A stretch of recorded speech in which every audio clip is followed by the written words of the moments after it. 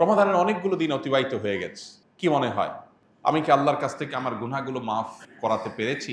মাফ করাবার জন্য চেষ্টা করতে পেরেছি? আমি কি 2, 4, 10, 20 মিনিট সময় নিয়ে আল্লাহর কাছে চোখের পানি ফেলে জীবনের তরে সকল অন্যায় অনাচার গুনাহ বর্জন করবার সংকল্প করতে পেরেছি? আমি কি জীবনে সমস্ত পাপাচার থেকে ফিরে আসব সেই সিদ্ধান্ত নিতে পেরেছি? অত্যন্ত গুরুত্বপূর্ণ প্রশ্ন। নিজের বিবেকের কাছে প্রশ্ন রাখি। আনন্দের বিষয়, সময় এখনো শেষ হয়ে যায়নি। যদি আমার নিজের ব্যাপারে কোনো অনুযোগ থাকে, অভিযোগ থাকে যে আমি আসলে সেই কাজটি করতে পারিনি, তাহলে আল্লাহ শুকর আদায় করি, সময় এখনো শেষ হয়ে যায়। সকল প্রশংসা, সকল গুণগান সেই রব্বুল আলামিনের জন্য, যে আল্লাহ সুবহানাহু ওয়া তাআলা আমাদেরকে রমাদান মাসের মতো এরকম গুরুত্বপূর্ণ একটি ইবাদতের মৌসুম দিয়ে সারা বছরের ইবাদতের ঘাটতি, ক্ষতি এবং কমতি এগুলো পুষিয়ে নেওয়ার দারুণ সুযোগ দিয়েছেন। প্রশংসা সেই মহান রবের, যিনি আমাদেরকে এই রমাদান মাসে লাইলাতুল কদর দান করে মাত্র একটি রাত ইবাদতের মাধ্যমে হাজারো মাস ইবাদতের চাইতে বেশি ফজিলত আহরণ করবার সুযোগ দিয়েছেন। রমাদানের এই গুরুত্বপূর্ণ ইবাদতের মৌসুমটিকে আমরা বেশিরভাগ মানুষই যথাযথ ব্যবহার করতে পারি না। এটা হলো সবচেয়ে দুর্ভাগ্যজনক বাস্তবতা। রমাদানের এই মাস শুধু গতানুগতিক কিছু আমল, কিছু আচার এবং কিছু করণীয়, এটার মধ্যে শুধুমাত্র রমজানটা সীমাবদ্ধ না। রমাদান মাসের প্রধান আমল যে সিয়াম, এই সিয়ামের আসল বার্তা, এর আসল মর্ম, এর আসল প্রাণ, সিয়ামের দাবি, এ সম্পর্কে আমরা বেশিরভাগ মানুষই আসলে ওয়াকিফাল না। আমরা মনে করি রমাদান মাসের সিয়াম বা রোজা এটা শুধুমাত্র উপোস থাকার নাম, অথচ এটা উপোস থাকার নাম না। এর বাইরে এই মাসকে ঘিরে আরও নানাবিধ কর্মসূচি আমাদেরকে কোরআন এবং হাদিস দিয়েছে। সেই কর্মসূচিগুলোকে যদি আমরা আমাদের জীবনে বাস্তবায়ন করতে পারি, তাহলে সেক্ষেত্রে রমাদানের এই সিয়াম সাধনা, এই রোজা রাখা পুরো মাসের ইবাদত সার্থক হবে। আল্লাহ রাব্বুল আলামিন আমাদের সবাইকে সেই তৌফিক দান করুন। মুহতারাম হাজরিন, সিয়ামের এই আয়োজন আমাদেরকে আত্মনিয়ন্ত্রণ শেখাবার জন্য। আল্লাহ রাব্বুল আলামিন বলেছেন, কুতিবা আলাইকুমুস সিয়ামু কামা কুতিবা আলাল্লাযীনা মিন ক্বাবলিকুম লাআল্লাকুম তাত্তাকুন। তোমাদের পূর্ববর্তীদের উপর যেভাবে সিয়াম ফরজ করা হয়েছিল, তোমাদের উপর সেভাবে সিয়ামকে ফরজ করা হয়েছে, রোজা ফরজ করা হয়েছে, যেন তোমরা আশা করা যায় তোমরা মুত্তাকি হবে। অর্থাৎ সিয়াম সাধনার মাধ্যমে আমরা মুত্তাকি হয়ে উঠব, এটাই হলো সিয়ামের লক্ষ্য। কিভাবে মুত্তাকি হয়ে উঠব? সিয়াম শব্দের অর্থই হলো বিরত থাকা, নিবৃত থাকা, পরিহার করা। আমরা যখন সিয়াম সাধনা করি, আমরা যখন রোজা রাখি, তখন আমরা পান থেকে, আহার থেকে, যৌনতা থেকে আমরা বিরত থাকি। এই যে বিরত থাকার কর্মসূচি, এটা মূলত আত্মনিয়ন্ত্রণের প্রশিক্ষণ। আমার জীবনের প্রতিটি পদে পদে এরকম অপশন আছে, যে অপশনে আমার ডিসিশন নিতে হয়, অপশন চুজ করতে হয়। আমি যখন সোশ্যাল মিডিয়াতে স্ক্রল করি, একটা ভিডিও আমার সামনে এসেছে, আমি সেখানে ক্লিক করব কিনা, ভিডিওটা আমি দেখব কি দেখব না, সেখানে কোনো রিয়্যাক্ট আমি করব কি করব না, করলে কোন রিয়্যাক্ট আমি করব, কমেন্ট আমি করব কি করব না, করলে কি কমেন্ট করব, এই সব বিষয়ের ক্ষেত্রে আমাদের ডিসিশন নিতে হয়। এক্ষেত্রে আল্লাহ যা নিষেধ করেছেন সে বিষয় থেকে বিরত থাকার যে প্রচেষ্টা আমার সামগ্রিক জীবনে চালাতে হয়। জীবনের প্রতিটা মুহূর্তেই আমাদের অগণিত সিদ্ধান্ত নিতে হয়। আমি সুযোগ পেয়েছি একজনকে ঠকাবার, বোকাশোকা মানুষ পেয়েছি, ঠকাবো কি ঠকাবো না একটা সিদ্ধান্তের ব্যাপার।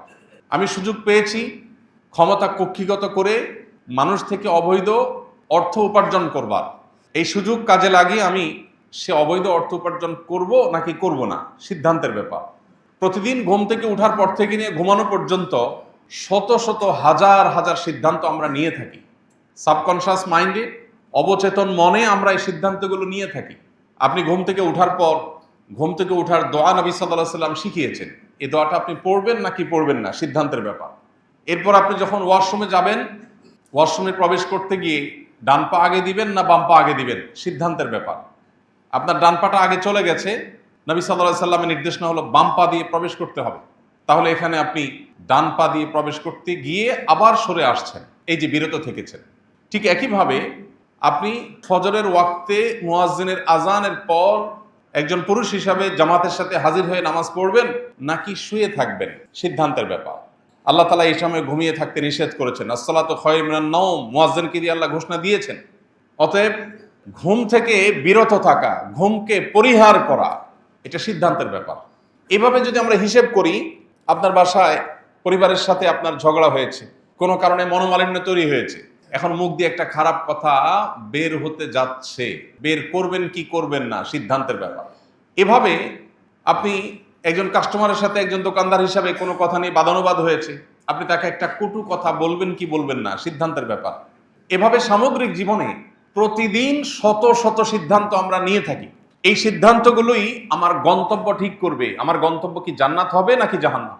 এই সিদ্ধান্তগুলোই ঠিক করবে যে আমি কি আল্লাহকে সন্তুষ্ট করতে পারছি নাকি পারছি না। এই সিদ্ধান্তগুলোই যোগফল বের করে দিবে আমি কি এই সিদ্ধান্তগুলো সঠিকভাবে গ্রহণ করার মধ্য দিয়ে মুত্তাকি হতে পেরেছি নাকি আমার ভুল সিদ্ধান্ত গ্রহণ করে ফাসিকের কাতারে গিয়েছি। সিয়াম আমাদেরকে শেখায় তোমার প্রতিটি সিদ্ধান্ত গ্রহণ করবার ক্ষেত্রে আল্লাহ যা নিষেধ করেছেন সেটাকে মাথায় রেখে সিদ্ধান্ত তোমার গ্রহণ করতে হবে। ঠিক যেভাবে তুমি সিয়াম রেখে, রোজা রেখে তোমার পেটে প্রচন্ড ক্ষুধা আছে, সামনে খাবার আছে, কেউ দেখছেও না, এমতো পরিস্থিতিতেও তুমি খাবারটা গ্রহণ করছো না, পিপাসা পেয়েছে, পানিও আছে, কিন্তু আল্লাহ নিষেধ করেছেন তুমি পান করছো না। ইফতারের ঠিক আগ মুহূর্তের যে পরিস্থিতিটা সেটা সবচেয়ে বেশি উপভোগ্য, সবচেয়ে বেশি শিক্ষণীয়, সবচেয়ে বেশি বার্তাবাহক। কারণ ইফতারের রকমারি ইফতারের যে পসরা সাজিয়ে আমরা বসি, আমরা এই আকর্ষণীয়, লোভনীয়, মুখরোচক সব খাবার পানীয় এগুলো সামনে নিয়ে বসেছি যখন, তখন আমরা সবাই ক্ষুধার্ত, আমাদের সবার পেটে প্রচন্ড ক্ষুধা, সামনে খাবারও আছে, কেউ আমার হাত ধরে রাখে নাই, কেউ আমার মুখে টেপ দিয়ে রাখে নাই, আমাকে বিরত রাখছে আল্লাহ তাআলার নিষেধাজ্ঞা। আল্লাহ বলেছেন আতিম্মুস সিয়ামা ইলাল লাইল, তোমরা সিয়াম পূর্ণ করো সেই সুবহে সাদিক থেকে নিয়ে সন্ধ্যা হওয়া পর্যন্ত, সূর্য অস্ত যাওয়া পর্যন্ত। এই যে সূর্যাস্ত পর্যন্ত আমাকে পানাহার থেকে বিরত থাকবার নির্দেশ আল্লাহ তাআলা দিয়েছেন, সেই নির্দেশ এতগুলো আকর্ষণীয় মুখরোচক খাবার চোখের সামনে থাকার পরও, আমি ক্ষুধার্ত থাকার পরও সেই নির্দেশ আমাকে বিরত রেখেছে। যদি কারোর সিয়াম জীবনের প্রত্যেকটা ক্ষেত্রে এভাবে তাকে আল্লাহ রাব্বুল আলামিনের আদেশ নিষেধকে মাথায় রেখে সিদ্ধান্ত নিতে উদ্বুদ্ধ করে, সে যদি এই শিক্ষাটা গ্রহণ করে, একজন শিক্ষার্থী যদি নকল করবার সুযোগ আছে কিন্তু কোরআন এবং হাদিসের আলোকে এটা নিষিদ্ধ, অতএব সেটিকে মাথায় রেখে তিনি তার নকল করলে একটু লাভও হয়, সুযোগও আছে, কিন্তু তিনি করছেন না। এটাই হলো সিয়ামের মূল লক্ষ্য। না হলে আমরা দিনের বেলায় পানাহার না করে থাকলে আল্লাহর কি? আল্লাহর তো কোনো ঠেকা পড়েনি। আমরা না খেয়ে কষ্ট করার মধ্য দিয়ে আল্লাহর কোনো লাভ নাই, বা আল্লাহ তাআলার এখানে কোনো স্বার্থ নাই।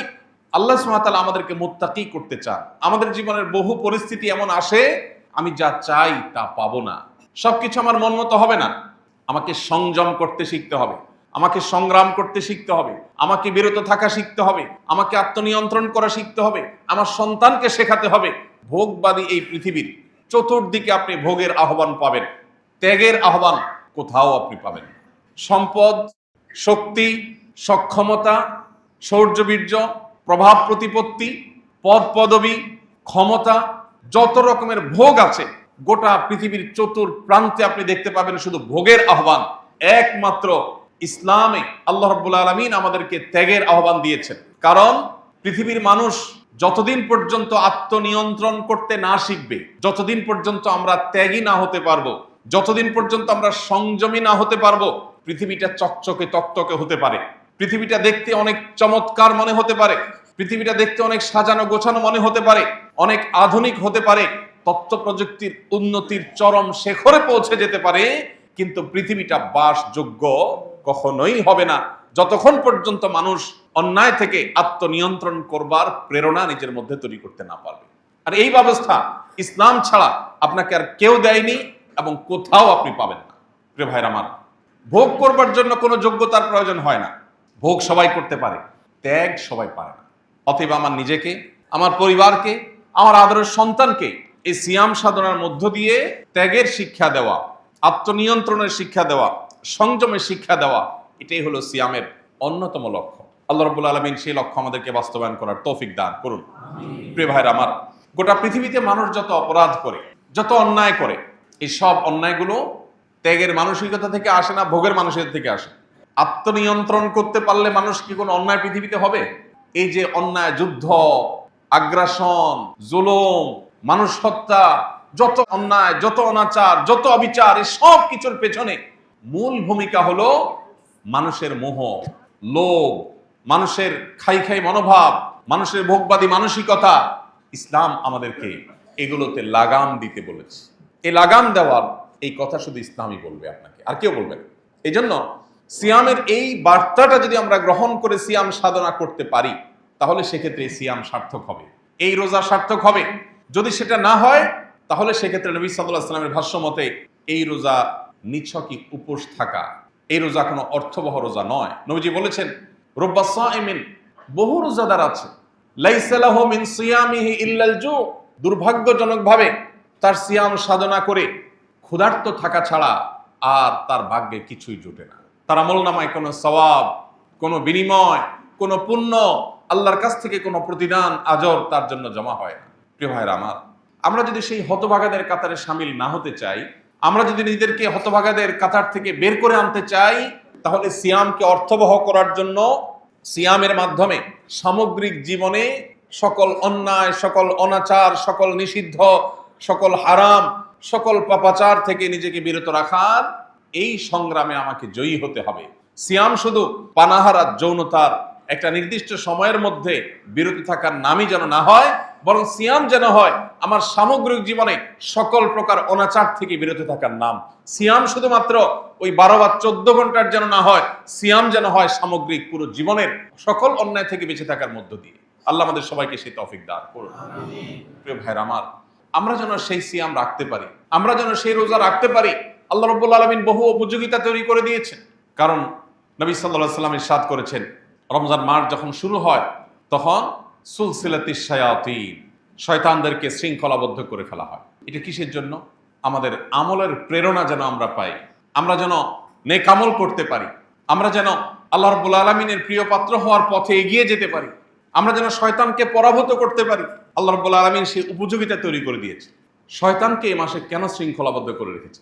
11 মাস তো আল্লাহ তাআলা তাকে শৃঙ্খলাবদ্ধ করেননি। এই মাসটিতে কেন শেকল দিয়ে আল্লাহ তাআলা বেঁধে রেখেছেন? কারণ আল্লাহ রাব্বুল আলামিন চান আমাদের মধ্যে আমলের প্রেরণা যেন জেগে ওঠে, শয়তানের শয়তানি এটা যেন বন্ধ হয়, শয়তানের শয়তানি যেন আমাদেরকে বিভ্রান্ত করতে না পারে, আমরা যেন নিয়ন্ত্রণ করতে পারি নিজেদেরকে। সেজন্যই রব্বে কারীম আমাদের জন্য ব্যবস্থা করে রেখেছেন। বিষয়টাকে অত্যন্ত চমৎকার একটি উদাহরণের মাধ্যমে আমরা বুঝতে পারি। সেটা হলো, আমাদের বাসা বাড়িতে পিঠাপিঠি ছেলে মেয়ে থাকলে তাদের মধ্যে টুকটাক মারামারি লেগে আছে না?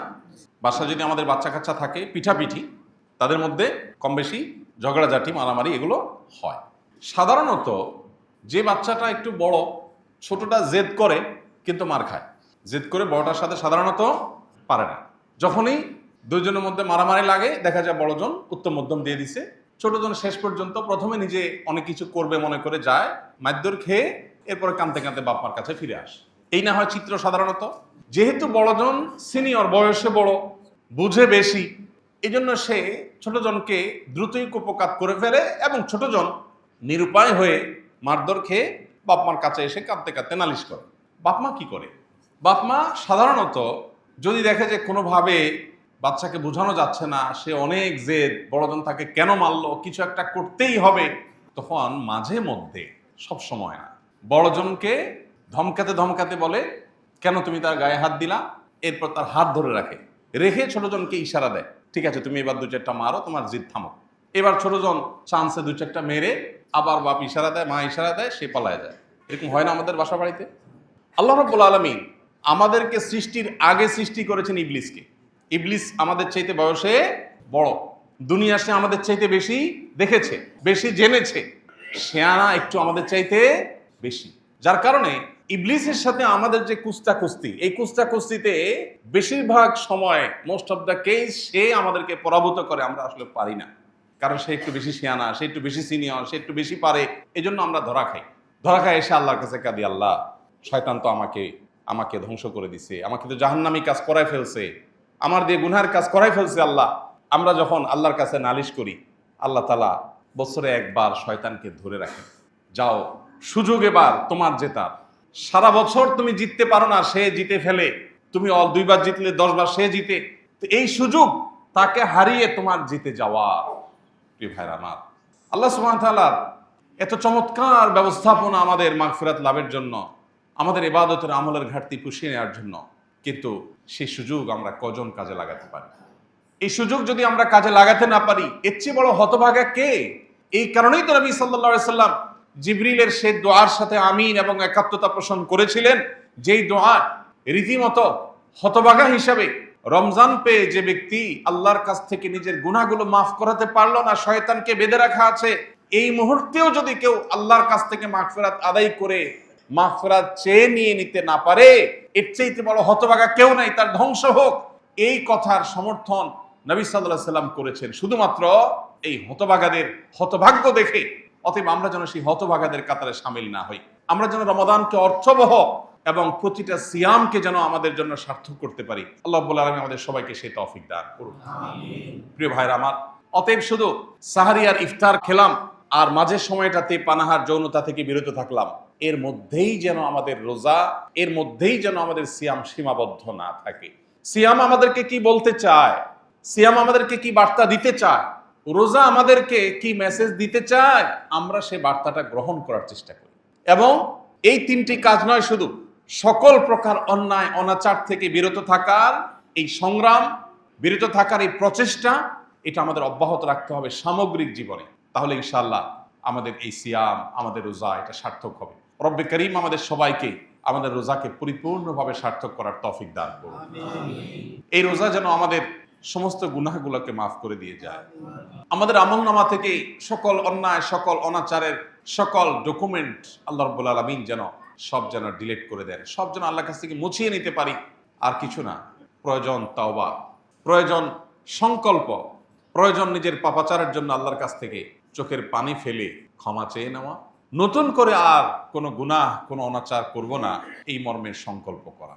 এই দুটি কাজ খুবই সহজ, কিন্তু একদিকে আমাদের বাহিরের শত্রু শয়তান, অপরদিকে আমাদের ভেতরের শত্রু আমাদের কুপ্রবৃত্তি। এই দুটি শত্রু আমাদেরকে কোনোভাবে তওবা করতে দেয় না। রমাদানের অনেকগুলো দিন অতিবাহিত হয়ে গেছে। কি মনে হয়, আমি কি আল্লাহর কাছ থেকে আমার গুনাহগুলো মাফ করাতে পেরেছি? মাফ করাবার জন্য চেষ্টা করতে পেরেছি? আমি কি 2, 4, 10, 20 মিনিট সময় নিয়ে আল্লাহর কাছে চোখের পানি ফেলে জীবনের তরে সকল অন্যায় অনাচার গুনাহ বর্জন করবার সংকল্প করতে পেরেছি? আমি কি জীবনে সমস্ত পাপাচার থেকে ফিরে আসব সেই সিদ্ধান্ত নিতে পেরেছি? অত্যন্ত গুরুত্বপূর্ণ প্রশ্ন। নিজের বিবেকের কাছে প্রশ্ন রাখি। আনন্দের বিষয়, সময় এখনো শেষ হয়ে যায়নি। যদি আমার নিজের ব্যাপারে কোনো অনুযোগ থাকে, অভিযোগ থাকে যে আমি আসলে সেই কাজটি করতে পারিনি, তাহলে আল্লাহ শুকর আদায় করি, সময় এখনো শেষ হয়ে যায়নি। রমাদানের দিন, রমাদানের রাত, রমাদানের অবসর সময়, রমাদানের কর্মব্যস্ত সময়, প্রতিটা মুহূর্তকে আসুন আল্লাহর স্মরণ দিয়ে পরিপূর্ণ করে রাখি। আমাদের ফোকাস, আমাদের মনোযোগ যে সমস্ত বিষয়গুলো কেড়ে নেয়, সেটা হোক সোশ্যাল মিডিয়ার স্ক্রলিং, হোক আমাদের বন্ধু বান্ধবদের কোনো আড্ডার মজলিস, হোক আমাদের অন্য কোনো কিছু, সে সব বিষয় থেকে আমরা সরে এসে পরিপূর্ণ মনোযোগ আল্লাহর দিকে দিয়ে একটি মাস আমার সমগ্র জীবনকে যেন পরিবর্তন করবার জন্য যথেষ্ট হয়। এখান থেকে যেন সেই রসদ আমি পাই, সে প্রেরণা আমি পাই, সে শক্তি আমি পাই, সে উৎসাহ যেন আমি পাই, সে উদ্দীপনা যেন আমি পাই, সে সিদ্ধান্ত যেন আমি গ্রহণ করতে পারি, জাহান্নামমুখী ট্র্যাক থেকে সরে এসে জান্নাতমুখী ট্র্যাকে যেন আমি উঠে যেতে পারি, সেই চেষ্টাটা আমাদের থাকতে হবে। তবেই এই রমাদান আমাদের সার্থক হবে। আমি শুধুমাত্র সাহারি ইফতার, আমি শুধুমাত্র তারাবি আর রোজা, এই 4টে জিনিসের মধ্যে আমার রোজাকে, আমার রমজানকে সীমাবদ্ধ না করে আমার এই রমজানকে আমি বহুমুখী আমল দিয়ে সাজাবো, তওবা দিয়ে আল্লাহর কাছ থেকে ইস্তেগফারের মাধ্যমে নিজের ক্ষমা গুনাহগুলোকে মাফ করিয়ে নিয়ে তারপরে আমার রমজানকে আমি সার্থক করব। রব্বে করিম আমাদের সবাইকে সেই তৌফিক দান করুন। চেষ্টা করব তো ইনশাআল্লাহ। প্রিয় ভাইরা আমার, এই সুযোগ আমাদের সামনে আসছে। আমরা শুধুমাত্র গতানুগতিক কিছু কাজ করার মধ্য দিয়ে আমাদের রমজানকে আমরা শেষ করে থাকি। আল্লাহ রাব্বুল আলামিনের কাছে আসুন কায়মন বাক্যে দোয়া করি, ফরিয়াদ করি, আমরা যেন হতভাগাদের কাতারে শামিল না হই। বহু মানুষ আছে রমাদানে শুধুমাত্র গতানুগতিক কিছু কাজ করে রমজান পার করে দিবে, এই রমজান তার কোনো কাজে আসবে না। আমরা যেন সেই ব্যর্থ মনোরথ মানুষের কাতারে শামিল না হই, আমরা যেন সার্থক হই। সুযোগ এখনো আছে, এখনো বাকি দিনগুলোতে আমরা আল্লাহ তাআলার কাছে নিজের সমস্ত গুনাহের জন্য কায় মনোবাক্যে ক্ষমা চাই, চোখের পানি ফেলি, কিছু সময় একান্ত নিজের করে নেই। সবচেয়ে বুদ্ধিমানের কাজ হবে আপনি রমজানের শেষ 10টা দিন যদি ইতিকাফের সিদ্ধান্ত নিতে পারেন, আর যদি সুযোগ থাকে শেষ 20 দিন ইতিকাফের সিদ্ধান্ত নেন। শয়তান আপনাকে মিথ্যা ভয় দেখাবে, ধোঁকা দেখাবে। শয়তান আপনাকে বলবে তুমি ইতিকাফে বসে গেলে তোমার বাকি সব চলবে কিভাবে, কত কাজ তোমার। আহা, এর চেয়ে বড় মিথ্যা কথা আল্লাহর জমিন আর কিছু নেই। পৃথিবীতে কারোর জন্য কোনো কিচ্ছু থেমে থাকে না, থাকবে না। একসময় যাকে মনে হতো এর কোনো বিকল্প নাই, তার বহু বিকল্প দেখা গেছে। তার চেয়ে বেটার বিকল্প দেখা গেছে না যায়নি? আপনি মনে করছেন আপনার প্রতিষ্ঠানের জন্য, ব্যবসার জন্য, ফ্যামিলির জন্য আপনি নির্বিকল্প। আপনার মতো হাজার লক্ষ বিকল্প আল্লাহ প্রস্তুত করে দিতে পারেন। আপনি থেকে যা করতে পারবেন, আপনি না থাকাতে তার চাইতে বেশি হতে পারে। এটা আমাদের চোখের সামনে অহরহ অগণিতবার হচ্ছে, আমরা দেখতে পাচ্ছি। কিন্তু মানুষ বড়ই অকৃতজ্ঞ। আল্লাহ তাআলা বলেছেন এই জন্য যে ইন্নাল ইনসানা লাকাফুর। মানুষ বড়ই অকৃতজ্ঞ। মানুষ চোখের সামনে দেখে, জানে, শুনে, বুঝে, কিন্তু সে নিজের মধ্যে সেটাকে ধারণ করে না, গ্রহণ করে না। চোখের সামনে আমরা দেখেছি বহু সন্তানের বাপ আছে, কিন্তু সন্তানের ভাগ্যে ভাত জোটেনি বা অমানুষ হয়ে গেছে। আবার বহু সন্তানের বাপ নাই, মারা গেছেন, কিন্তু সে সন্তান মানুষের মতো মানুষ হয়েছে। আছে না নজির? বহু ব্যবসা মালিক একেবারে চোখের সামনে থেকে টেক কেয়ার করে নিজে হাতে যত্ন করে গড়ে তোলার চেষ্টা করেছেন, কিন্তু দেউলিয়া হয়ে গেছেন, টিকেতে পারেন নাই। আছে না? আবার বহু মালিক অত টেক কেয়ার করেন নাই, কিন্তু ব্যবসা আল্লাহ তাআলা দিন দিন বরকত দিয়ে অনেক দূর নিয়ে গেছেন। আছে না? ইমানদার বিশ্বাস করে আমার হাতে কিছু নাই, আমার হাতে শুধু চেষ্টা করার সক্ষমতা আছে। আল্লাহ আমাকে শুধু চেষ্টা করার সক্ষমতা দিয়েছেন। আমি যদি আল্লাহর অনুগত বান্দা থেকে আল্লাহর প্রিয় বান্দা হয়ে চেষ্টা করি, আমার চেষ্টা হতে পারে অল্প, ফসল আসবে অনেক বেশি। আর আল্লাহর অনুগত না হয়ে যদি আমি চেষ্টা করি, তাহলে সেক্ষেত্রে বাহ্যিক দৃষ্টিকোণ থেকে খোলা চোখে মনে হতে পারে অনেক কিছু অর্জন করেছি, আসলে ভেতরে ফাঁপা এবং ভেতরে কিচ্ছু থাকবে না, অন্তঃসার শূন্য। সে অর্জন কোনো মানে বহন করবে না। এই জন্য রমজানের শেষ 10টা দিন ইতিকাফের জন্য সিদ্ধান্ত গ্রহণ করি। মনোযোগ দিয়ে 10টা দিন, সারা বছরের 355 দিন আপনি ব্যবসা বাণিজ্য, পরিবার পরিজন, বহু বন্ধু বান্ধব, সোসাইটি সার্কেল, সবাইকে সময় দিয়েছেন। 10টা দিন আপনার নিজেকে সময় দেন। মসজিদে চলে আসেন, সম্ভব হলে নেট কানেকশন ডিসকানেক্ট করে ফেলেন এবং একান্ত প্রয়োজনের জন্য মোবাইলটা সাথে রাখেন, হাই হ্যালো কথা, প্রয়োজনীয় কথা সারার জন্য। 10টা দিন মসজিদের পরিবেশে এসে আল্লাহর সাথে একটু কানেক্টেড হওয়ার চেষ্টা করেন। আমাদের মনোযোগগুলোকে নানান দিকে ডাইভার্ট করার জন্য হাজার হাজার আয়োজন শয়তান এবং তার অনুসারীরা আজ করে দিয়েছে। মনোযোগ থাকে না। 10 মিনিট দোয়া তো দূরের কথা, 2 মিনিট দোয়া করলে 5টা কথা মনে আসে, 5 দিকে মন চলে যায়। আপনার কাছে কে যদি ভিক্ষা চায়, আর ভিক্ষা চাচ্ছে, এর মধ্যে সে আরেকজন সাথে দুষ্টামি করছে, আরেক দিকে তাকায় আছে, অন্য কোনো কাজ করছে। আপনারা বললো ভাই ভিক্ষা দেন, এটা বলে মোবাইলটা বাইর করে সে মনে করেন মোবাইল টিপতেছে। আজকাল তো সবার কাছে, গরিবের কাছে, ফকিরের কাছেও কি আছে? মোবাইল আছে। আপনারা বললো ভাই একটু ভিক্ষা দেন ভাই, এরপর বলে সে একটা মোবাইল স্ক্রল করতেছে। কি বলেন? আপনি কি তাকে ভিক্ষা দিতে মন চাইবে? মন চাইবে? মেজাজটা খারাপ হবে না? আপনি একটা সৃষ্টি মানুষ, আপনার কাছে যখন চাওয়ার সময় সে অন্যমনস্ক হয়েছে, এটা যদি আপনার মনের কষ্টের কারণ হয়, তাহলে আহকামুল হাকিমিন আল্লাহ রাব্বুল আলামিনের দরবারে যখন আপনি দোয়া করছেন, যখন আপনি সেজদা দিচ্ছেন, যখন আপনি নামাজ পড়ছেন, ওই সময় আপনার মনে 30টা কথা মনে আসছে, আপনি অন্য জগতে বিচরণ করছেন, আপনি অন্য জগতে প্রবেশ করে গেছেন। একদিকে বলতেছেন সুবহান রাব্বিয়াল আলা, অপরদিকে আপনার মনে আছে অন্য জিনিস। একদিকে বলছেন আল্লাহ আপনি আমাকে মাফ করে দেন, আপনার মনে আসছে অন্য বিষয়। তাহলে কিভাবে আপনি আশা করেন রব্বে কারীমের কাছ থেকে এই ভাঙাচোরা, এই ত্রুটিপূর্ণ, শতদা বিভক্ত, বহুদিকে মনোযোগ চলে যাওয়া এই দোয়া দিয়ে আল্লাহর কাছ থেকে আপনি মাগফিরাত পাবেন? আল্লাহ আরহামুর রাহিমিন, তিনি চাইলে এই ত্রুটিপূর্ণ দোয়া দিয়েও মাগফিরাত দিতে পারেন। তিনি চাইলে কেউ চাওয়া ছাড়াও তাকে মাফ করে দিতে পারেন, সেটা ভিন্ন বিষয়। কিন্তু দোয়ার তো একটা আদব আছে, দোয়ার তো একটা শিষ্টাচার আছে। এই যে মনোযোগ, এই মনোযোগ আজ সোনার হরিণ হয়ে গেছে। মনে রাখবেন, শত শত হাজার হাজার লক্ষ লক্ষ কোটি টাকা আল্লাহর রাস্তায় দান করা, এটা আজকাল এত কঠিন বিষয় না। যত কঠিন বিষয় আল্লাহ রাব্বুল আলামিনকে পরিপূর্ণ মনোযোগের সাথে একটু স্মরণ করা। মাত্র 2 রাকাত নামাজ পড়ার চ্যালেঞ্জ দেন, যে 2 রাকাত নামাজ পড়বো, একটি বারের জন্য আল্লাহ ছাড়া, আখিরাত ছাড়া অন্য কোনো কিছু মাথায় আসবে না। চ্যালেঞ্জ গ্রহণ করেন, দেখেন পারেন কিনা। Not easy. 10-20 লাখ 50 লাখ টাকা দিয়ে দিতে পারে, কারোর কাছে পয়সা আছে, গরিব যার কাছে, তার কাছে যা আছে সবই দিয়ে দিতে পারে। মনে সে উৎসাহ আসছে, জোশ আসছে, দিয়ে দিছে। এটা যতটা সহজ, পরিপূর্ণ মনোযোগের সাথে আল্লাহর ইবাদত এত সহজ না।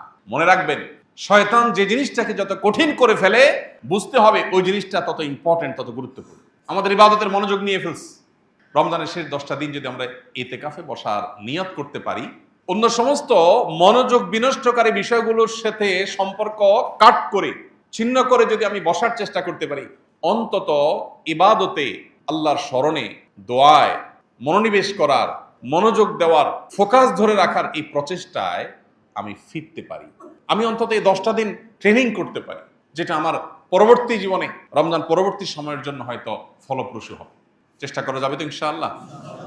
ভাইরা আমার, দুনিয়ার অনেক স্বাদ তো আমরা আস্বাদন করি, আল্লাহর কাছে রোনাজারির, কান্নাকাটির, চোখের পানি ফেলার, দোয়া করার এক অভূতপূর্ণ স্বাদ আছে। আপনার পরম প্রিয় আপনজনের সাথে কথা বলার, আড্ডা দেওয়ার একটা মজা আছে জানি, কিন্তু আপনি কি জানেন আপনার রব সৃষ্টিকর্তার সাথে আড্ডা দেওয়ার, রবের সাথে মুনাজাত করার, মুনাজাত শব্দের অর্থ কিন্তু কানাঘুষা করা। মুনাজাত মানে দুই হাত তোলা না, শুধু দুই হাত তুলবেন, দুই হাত তুলে আল্লাহর কাছে বলবেন, চাইবেন। ইফতারের আগে সব পশা রেডি আস, 10 মিনিট আগে 5 মিনিট আগে বলবেন, যা যে অবস্থা আছে এইভাবে থাক, আজকে শরবত একটা হয় না, হবে না, চলে আসো। সবাইকে নিয়ে আল্লাহর কাছে দুহাত তুলে দোয়া করেন, ভোর রাতে তাহাজ্জুদে দোয়া করেন, নামাজের পরে দোয়া করেন, যখন সুবিধা আসবে তখন আল্লাহর কাছে একটু চান। এই চাওয়াটা বিশেষ করে ভোর রাতে, নির্জনে, এতেকাফের সময়টাতে, সিজদায়, একান্তে যখন আল্লাহর সাথে কথা বলা হয়, আল্লাহকে ডেকে ডেকে আপনি এক একটা গুনাহের কথা স্মরণ করে আল্লাহর কাছে মাপ চান। পৃথিবীর কোনো মানুষের কাছে কোনো অপরাধ স্বীকার করলে আপনার কখনো ভালো লাগবে না, আপনার অস্বস্তি লাগবে, আপনি বিব্রত বোধ করবেন, আপনার মনে কষ্ট অনুভব হবে যে আমি অপরাধ করে আবার তার কাছে স্বীকার করলাম, মানে সে জেনে গেল, তার কাছে ছোট হয়ে গেলাম। একটি মাত্র জায়গা আছে যে জায়গায় আপনি অপরাধের কথা স্বীকার করলে আপনার ভালো লাগায় কাজ করবে, সেটা হলো আল্লাহর সাথে কথা বলা। আল্লাহকে যদি বলেন চোখের পানি ফেলে, আল্লাহ কত গুনাহ করেছি, তুমি যদি মাফ না করো, আমার যদি জাহান্নামে যেতে হয়, তাহলে এটা আমার জন্য হবে ভয়াবহ পরিণাম, আল্লাহ তুমি আমাকে মাফ করে দাও। আপনি দেখবেন আপনার জীবনের সবচেয়ে উপভোগ্য সময় সেটা পার করবেন যে সময়টুকুন পূর্ণ মনোযোগের সাথে আল্লাহর সাথে কথা বলতে পেরেছে। এই জন্য রমজানে আল্লাহর সাথে কথা বলার চেষ্টা করবো তো ইনশাআল্লাহ। বিশেষ করে দুটি সময়, দিন রাত 24 ঘন্টার যখনই সুযোগ পাবো তখন তো করবোই। দুটি সময় স্পেশালি, একটা হলো ইফতারের আগে, আর একটা হলো ভোর রাতে তাহাজ্জুদের সময়। এই যে আমরা তারাবি পড়ি, বেশিরভাগ মানুষই বুঝি না হাফেজ সাহেব কি বলছেন, কিন্তু আমি যদি নিয়ত করি যে আমার কান দিয়ে পরিপূর্ণ মনোযোগের সাথে আল্লাহর কালাম আমি ভেতরে প্রবেশ করাচ্ছি, মনে রাখবেন এটা একটা কমপ্লিট স্পিরিচুয়াল ট্রিটমেন্ট পদ্ধতি, আপনার আধ্যাত্মিক রুহানি ট্রিটমেন্ট, শেফা এই কোরআন তেলাওয়াত শোনার মধ্য দিয়ে হবে।